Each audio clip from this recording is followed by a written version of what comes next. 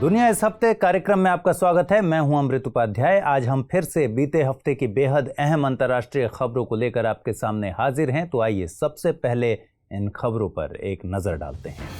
आज सबसे पहले समझेंगे कि रूस और यूक्रेन के बीच तनाव क्यों बढ़ रहा है और यूक्रेन ने जंग होने की आशंका क्यों जताई है। इसके बाद जानेंगे कि मध्य पूर्व में इजराइल और फिलिस्तीन की लड़ाई में मिस्र क्यों एक अहम कड़ी है। और आखिर में बताएंगे कि दुनिया के नक्शे से युगोस्लाविया देश का नामो निशान क्यों मिट गया और अभी हालात क्या हैं। लेकिन सबसे पहले बात रूस यूक्रेन झगड़े की करते हैं।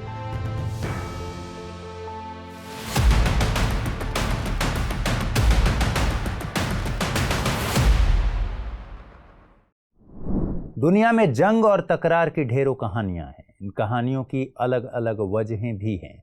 लेकिन अगर आपसे मैं ये कहूं कि एक ऐसी भी लड़ाई है जिसकी जड़ एक शाही तोहफे यानी गिफ्ट में छिपी हुई है, तो आप क्या यकीन करेंगे?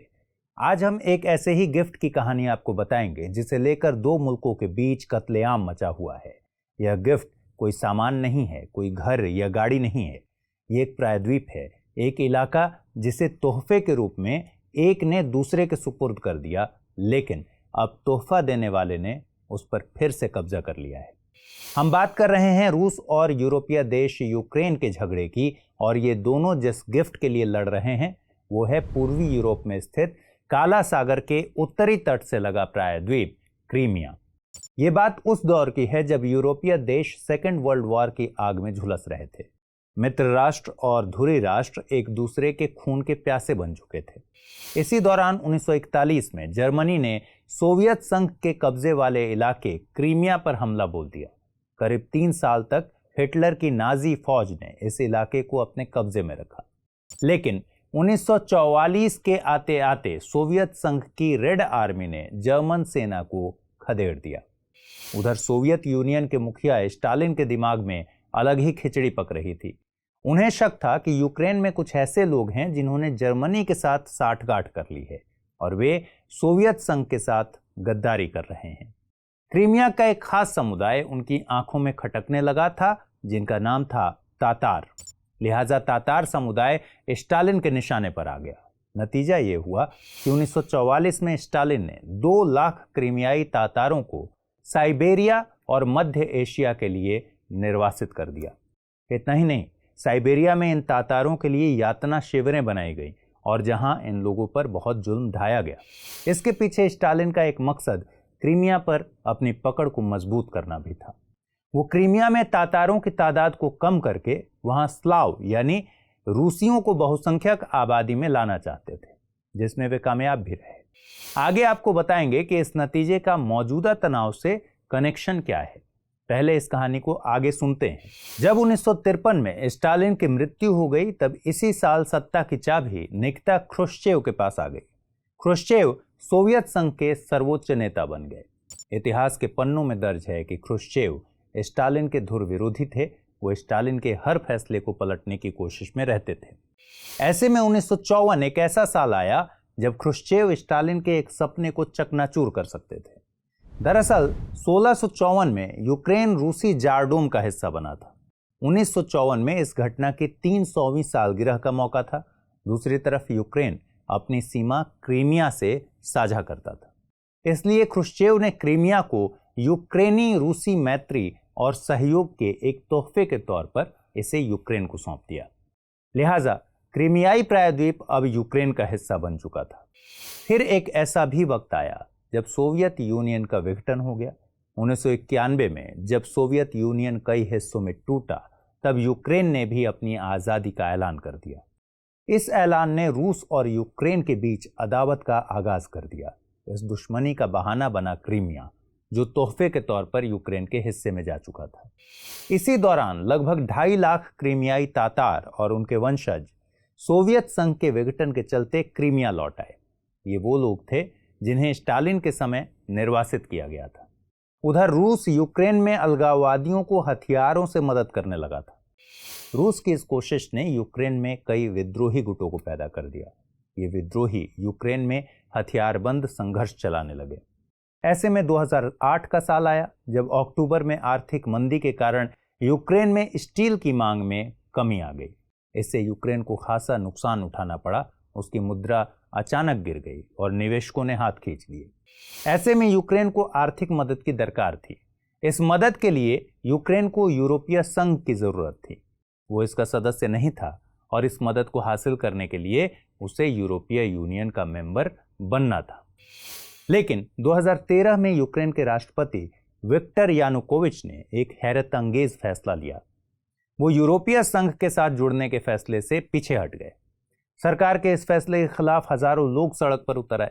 उन्होंने सरकार पर रूस के दबाव में काम करने का आरोप लगाया।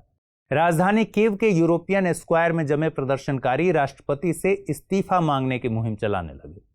फरवरी 2014 में सुरक्षा बलों ने राजधानी कीव में 77 प्रदर्शनकारियों को मार डाला। इसके बाद राष्ट्रपति यानुकोविच रूस भाग गए और विपक्ष सत्ता में आ गया। इसी बीच मौका पाकर रूस ने क्रीमिया पर हमला कर दिया। उधर रूस समर्थक हथियारबंद समूहों ने भी रूसी सीमा के पास पूर्वी यूक्रेन के कुछ इलाकों पर कब्जा कर लिया। ये इलाके हैं लुहांस्क, डोनेत्स्क और पेट्रोवेस्क के। विद्रोहियों के कब्जे के बाद यूक्रेनी सेना ने इन इलाकों से अपने कदम पीछे खींच लिए हैं। इस संघर्ष में अब तक 14,000 से ज्यादा लोगों की मौत हो चुकी है। इसी बीच क्रीमिया में एक जनमत संग्रह भी हुआ, जिसमें आधे से ज्यादा लोगों ने रूस के साथ जाने के फैसले पर मुहर लगाया। अब सवाल है कि यूक्रेन का हिस्सा रह चुके क्रीमिया के निवासियों ने रूस के साथ जाने की वकालत क्यों की? अब आप उस बात को याद कीजिए जब हमने बताया कि स्टालिन कैसे क्रीमिया के मूल निवासियों को खत्म करके वहां रूस के मूल निवासियों की तादाद बढ़ा रहा था। इसी का नतीजा है कि मौजूदा वक्त में क्रीमिया की कुल आबादी में 65% से ज्यादा हिस्सेदारी रूसियों की है। जाहिर है जनमत संग्रह का फैसला रूस के हक में जाना था, सो गया। हालांकि अमेरिका और संयुक्त राष्ट्र ने इस जनमत संग्रह को मानने से इनकार किया है। अब आप पूछेंगे कि आज हम आपको यह सब बता क्यों रहे हैं। दरअसल अभी पिछले ही हफ्ते याल्टा यूरोपीय रणनीति शिखर सम्मेलन आयोजित हुआ। इसमें बात करते हुए यूक्रेन के राष्ट्रपति व्लादिमीर जेलेंस्की ने रूस के साथ युद्ध की आशंका जताई। उनके मुताबिक पिछले 7 सालों में दोनों मुल्कों के बीच तनाव लगातार बढ़े हैं। इस कारण अब तक 14,000 से ज्यादा लोगों की मौतें भी हो चुकी हैं। क्रीमिया अभी भी रूस के ही कब्जे में है। अगर सब कुछ ऐसा ही चलता रहा तो आने वाले समय में रूस को इसके गंभीर परिणाम भुगतने होंगे। अब आप ये भी सोच रहे होंगे कि आखिर रूस क्रीमिया को खुद में मिलाने पर इतना क्यों तुला हुआ है। इसके लिए आपको क्रीमिया के सामरिक महत्व को समझना होगा। जैसा कि हमने कहा कि क्रीमिया एक प्रायद्वीप है, यानी ये 3 तरफ से पानी से घिरा है। 2 तरफ से काला सागर से और 1 तरफ से अजोव सागर से। लेकिन काला सागर से घिरा रहना ज्यादा अहम है। इसी कार्यक्रम के एक एपिसोड में हमने आपको बताया था कि कैसे काला सागर में अपनी दादागिरी दिखाने के लिए रूस और तुर्की के बीच लड़ाई चलती रहती है। उधर रूस का काला सागर में समुद्री बेड़ा क्रीमिया के सेवस्तोपोल में ही तैनात है। ऐसे में क्रीमिया पर कब्जा कर लेने से काला सागर पर रूस के लिए एक अधिकार जैसी स्थिति हो जाएगी। फिर रोमानिया, बुल्गारिया, तुर्की और जॉर्जिया पर शिकंजा कसने में रूस को और ज्यादा आसानी होगी। फिर काला सागर में बेपनाह कुदरती खजाने पर भी रूस की नजर है। जानकार बताते हैं कि इसमें तेल और प्राकृतिक गैस जैसे प्राकृतिक संसाधनों का भंडार है, जिसे हर देश हासिल करना चाहेगा। आखिर में यह भी जान लीजिए कि रूस यूक्रेन के झगड़े में भारत को क्या नुकसान हो रहा है। हम सभी जानते हैं कि रूस भारत का पुराना सामरिक भागीदार है। दोनों ही मुल्कों में कई रक्षा सौदे होते रहे हैं। उधर यूक्रेन भी रक्षा सौदों के लिहाज से भारत के लिए अहम रहा है। भारत यूक्रेन से भी एयरक्राफ्ट्स की खरीदारी करता रहा है। दूसरी तरफ यूक्रेन एयरक्राफ्ट के पार्ट्स के लिए रूस पर भी निर्भर है। लिहाजा इस स्थिति ने न केवल रक्षा सौदों के लिहाज से भारत को नुकसान पहुंचाया है, बल्कि भारत को यह सोचने के लिए भी मजबूर किया है कि आखिर दोनों में किस देश को अपना समर्थन दे। हालांकि भारत ने रूस के समर्थन में अपना रुख जाहिर कर दिया है, लेकिन देखने वाली बात होगी कि आने वाले समय में भारत किस तरह अपनी कूटनीतिक क्षमता का प्रदर्शन करता है।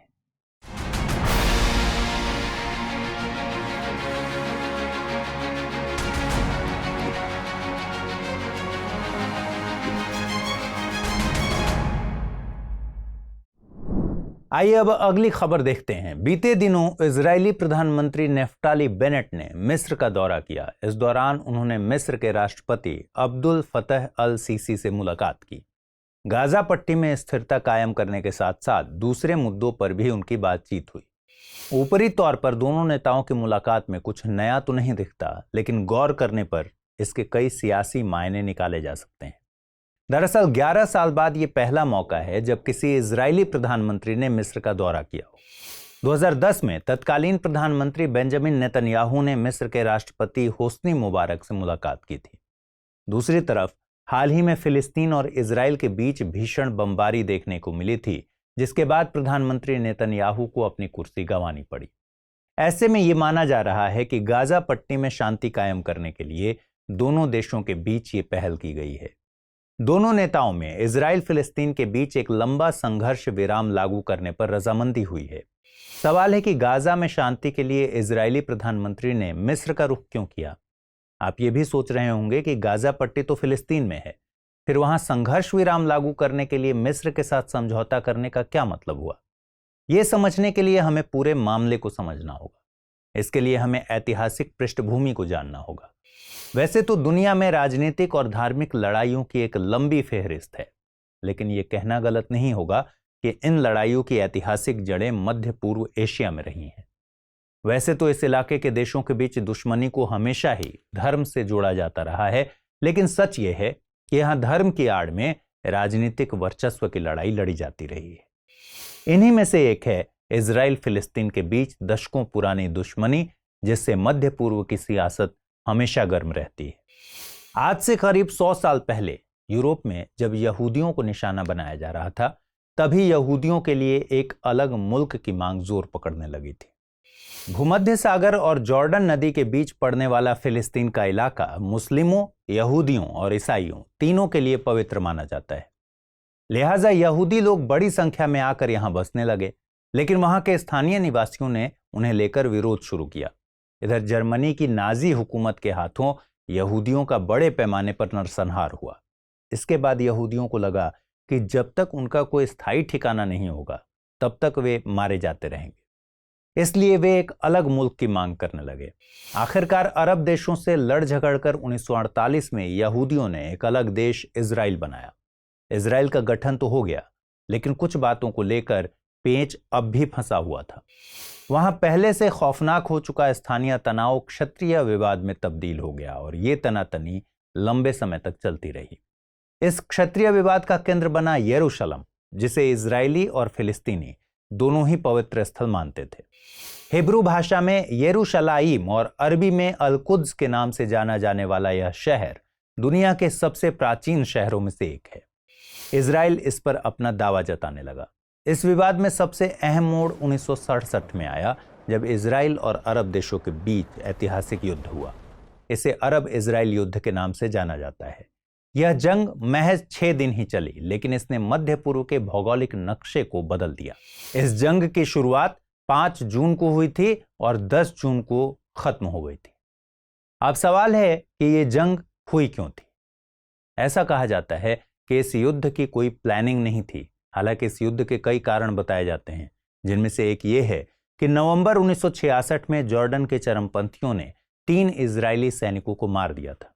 इजराइल की सरकार इस बात से बेहद खफा थी। उधर जॉर्डन के शासक ने इजराइल के प्रधानमंत्री को देरी से शोक संदेश भेजा। इससे इजराइल चिढ़ गया। उधर अरब देश शुरू से ही इजराइल के गठन को अवैध बता रहे थे। उनके बीच लंबे समय से चल रही तनातनी ने चिंगारी को और भड़का दिया। लिहाजा अरब गठबंधन में शामिल मिस्र के विमानों और टैंकों ने इजराइल पर हमला कर दिया और इसके साथ ही इजराइल के दक्षिणी हिस्से में लड़ाई की खबरें आने लगी। फिर इजरायली विमानों ने मिस्र की राजधानी काहिरा के नजदीक स्वेज के रेगिस्तान में सैन्य हवाई अड्डे पर जबरदस्त बमबारी की।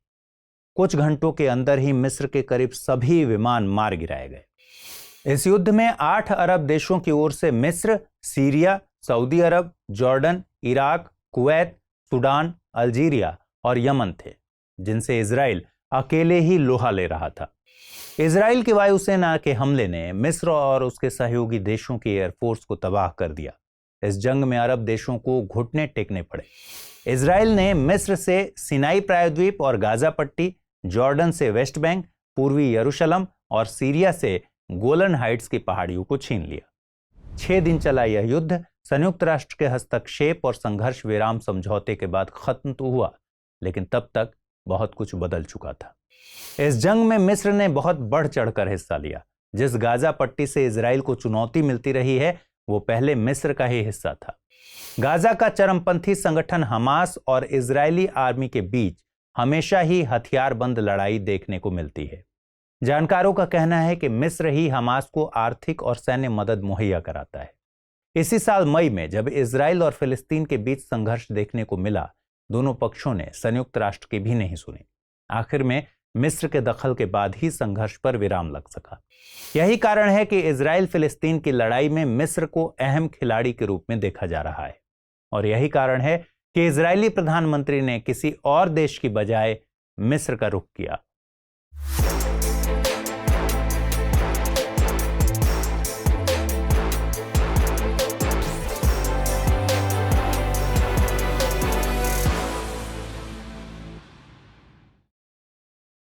चलिए अब तीसरी खबर की तरफ बढ़ें। दुनिया के इतिहास में वक्त के साथ बहुत सारे मुल्क बने और फना हुए, सरहदों की लकीरें खींची गई और मिटा दी गई। अब भारत को ही आप ले लीजिए। एक वक्त था जब सम्राट अशोक के जमाने में भारत अफगानिस्तान तक फैला हुआ था। मुगल भी काबुल तक से टैक्स वसूला करते थे। लेकिन न केवल अफगानिस्तान एक अलग मुल्क बन गया, बल्कि भारत से पाकिस्तान और बांग्लादेश जैसे 2 और मुल्क बन गए। हिंदुस्तान की ही तरह दुनिया के कमोबेश हर हिस्से में ऐसा होता रहा है। यूरोप का इतिहास भी ऐसी ही सरहदें बनाने और मिटाने के किस्सों से भरा पड़ा है। एक जमाने में यूरोप में एक देश हुआ करता था, यूगोस्लाविया। इतिहास में इस देश का जिक्र तो मिलता है, लेकिन दुनिया के नक्शे से यह देश अब खत्म हो चुका है। मतलब ये कि यह मुल्क अब वजूद में ही नहीं है। अब आप पूछेंगे कि हम आज आपको ये सब क्यों बता रहे हैं। दरअसल अभी बीते हफ्ते ही सर्बिया ने एक नई राष्ट्रीय छुट्टी का ऐलान किया। इसी बहाने बाल्कन में सभी सर्बिया नागरिकों से एक झंडे के नीचे एकजुट होने की अपील की गई है। सरकार ने सभी नागरिकों को राष्ट्रीय झंडे प्रदर्शित करने के लिए कहा, चाहे वे दुनिया के किसी भी कोने में रहते हों।